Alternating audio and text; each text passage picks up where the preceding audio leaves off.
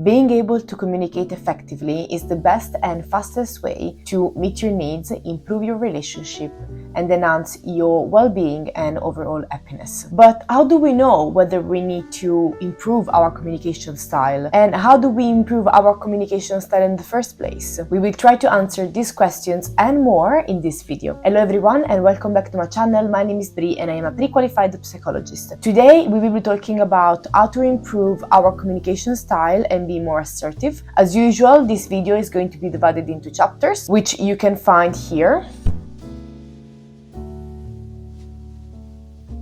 So without further ado, let's get into it.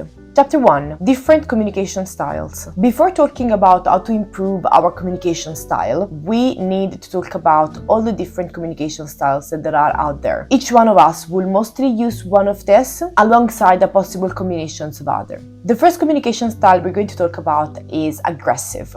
People with an aggressive communication style communicate in a way that violates other people's rights and they prioritize their own needs. Examples of this would be shouting, using offensive words, and in the most severe cases, even physical violence. Then we have passive communication style. People that are passive prioritize the needs of others more than their own. They do not really communicate how they feel or what they think, and they mostly agree with what other people tell them to do rather than doing what they want.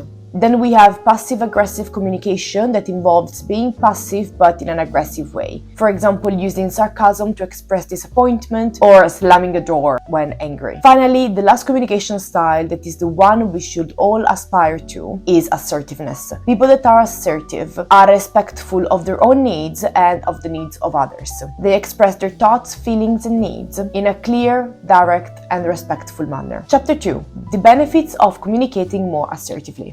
Assertive communication comes with many benefits and can positively influence a lot of different areas of our lives. I am now going to focus on 3 areas: relationships, work, and wellness. The impact that assertiveness has on our relationships is the most obvious one. Assertive communication can foster mutual understanding, which can in turn lead to happier and more satisfying relationships. In addition, people tend to respond more positively to those that communicate assertively because they will feel understood and respected. In addition, communicating assertively in our relationships can make us more able to address and resolve conflicts whilst preventing our disagreement to escalate. When it comes to work, communicating assertively can lead to better teamwork as it encourages dialogue, also fostering more informed and collaborative decision-making processes. In addition, it can encourage honest and open discussion, which can lead to more effective problem solving. And all of this can make you develop leadership skills and make you more able to advance within your career, as it will promote clarity and efficiency. Being more assertive in your work will also make you more able to set clear boundaries, which can protect your time, energy, and resources, all of which can prevent burnout and resentment. Finally, assertiveness can have a great impact on our well-being. Communicating your needs clearly and directly can enhance your self-esteem and reduce stress. In addition, by being more assertive, you will be more likely to have your needs met and also achieve your goals, which can in turn lead to an increased life satisfaction. Assertiveness can also promote personal empowerment by giving you a sense of control over your life, as you will be actively participating in the decisions that concern you. All of this will lead to improved mental and physical health and increased self-esteem. By the way, the majority of the people that watch my video are not subscribed to the channel. You can fix this by hitting the subscribe button below. As I am at the start of my YouTube journey, this will really help the channel grow. Chapter 3. Understanding our limiting beliefs. After getting more insights on the different communication styles and having understood all the benefits that assertiveness can bring to us, we are now ready to explore how we can become more assertive. The first step is to become more aware of the limiting beliefs that we have on ourselves and others. Everybody will hold limiting beliefs to a certain extent,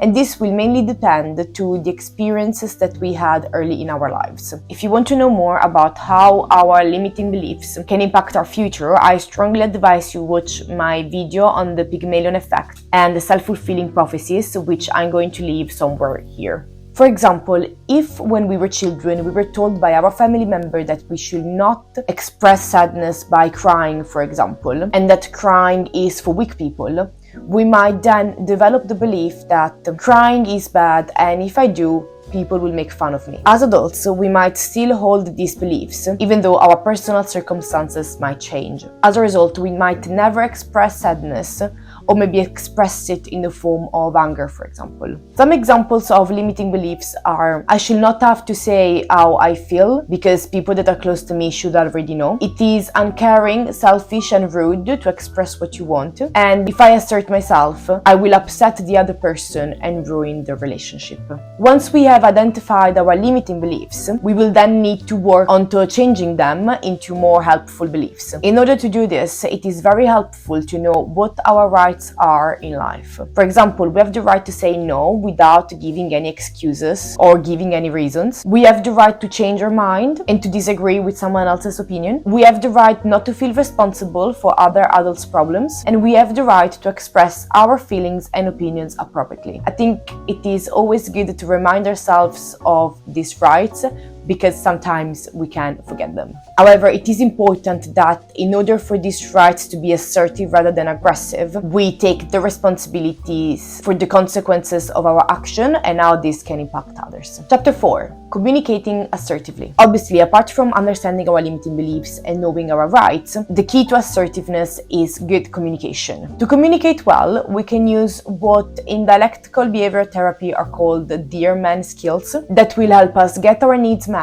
and develop healthy relationships with others. Dear Man is actually an acronym that stands for: describe the current situation. Tell the person exactly what you are reacting to. Express your feelings and opinions. Don't just assume that others know how you feel. Assert yourself by asking for what you want and by saying no. Do not assume that others will figure out what you want. Remember that other people cannot read your mind. Reinforce and reward the other person ahead of time by explaining the positive effect of getting what you want or need. If necessary, also clarify the negative consequences of not getting what you want or need. M stands for mindful, which basically means keep your focus on your goal. Maintain your position and don't be distracted. Keep asking for what you want and express your opinion over and over. Ignore and don't respond to attacks, just keep making your point. Appear confident, effective, and competent. Use a confident tone of voice and physical manner. Make a good eye contact, and obviously no stammering, whispering, retreating, or looking at the floor. And finally, negotiate. Be willing to give to get. Offer and ask for other solutions to your request. Say no, but offer, for example, other solutions. Focus on what will work. For example, let's say that you are upset because your friends always end up deciding what to do on a Friday night. But this Friday, you really want to go to the theater. However, they don't seem to be listening to your wishes and they keep ignoring your request. This is what you could say. Every Friday night, you decide what you prefer to do, and I'm always happy to make you decide. However, I would like to decide what we do next time. The fact that you are not listening to my wishes make me feel unheard and not taken into account. This Friday, I just want to go to the theater. If I can decide this time, I will be so much happier to let you decide next week. I don't know why it will make you feel upset that I get to decide this time, but I won't change my mind. I want to go to the theater. If you really want to do something different, we could go to the theater earlier and do something different later on. Chapter 5. Learning to say no. Another component of being more assertive is learning to say no. It can happen that sometimes we say yes when we really want to say no. And this sometimes is appropriate. For example, if we don't really want to attend a meeting at work, but we obviously need to do that. However, there are times when saying yes instead of no can be inconvenient. For example, if someone asks you to do something that you don't want to do, or if the thing that you are asked to do goes against your advantage. For example, if you're offered a substance that could damage your health. When we say yes instead of no, we could start feeling resentful towards the person we have said yes to. And you can also become frustrated with yourself, which can lead to lower self-esteem, increased stress, and also to anxiety and even depression. On the other hand, obviously saying no in an aggressive manner can lead to conflict. So we need to learn to say no appropriately. And to do this, we're going to use another acronym. This time the acronym is BAND. Set your boundaries. Know what you want and stick to it. If you want to say no, you need to say no. Be assertive. Respect and take into account your own needs, but also the needs of others. Prioritize your needs, because if you don't do this, nobody will. And finally, directly say it. Don't find lame excuses and don't give too many explanations. Sometimes the less you say, the better. In conclusion, assertive communication can improve several aspects of our life. We can master assertiveness by challenging our beliefs and knowing our rights, by using direct communication skills, and by learning to say no. And this brings us to the end of the video. I really hope you enjoyed it and found it helpful. If you did, you can leave a thumbs up or leave a comment, as it really helps the algorithm apparently. As usual, I'm going to leave some references and further readings in the description box below, where you will also find my socials and my website. And that is really all for today's video, and I'll see you in the next one. Bye!